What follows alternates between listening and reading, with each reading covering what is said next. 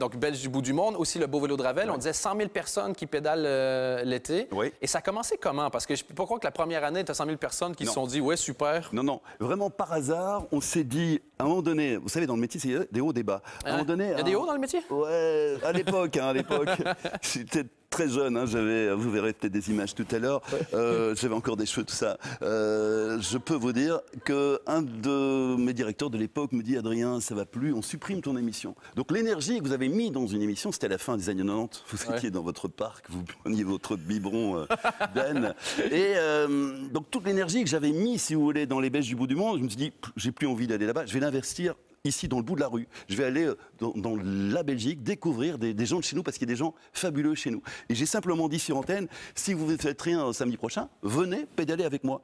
Et j'avais mis je vous offre le petit déjeuner, j'avais mis dans mon coffre 2-3 baguettes que j'avais achetées chez le boulanger, un morceau de fromage, etc.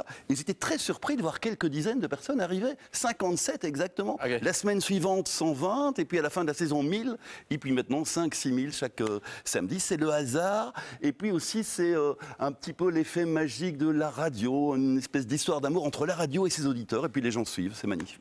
Le seul problème, par contre, c'est que maintenant, il y a 5000 baguettes autour de son vélo, et ça, c'est un peu chiant. Il y a 3 semi-remorques qui arrivent qui suivent.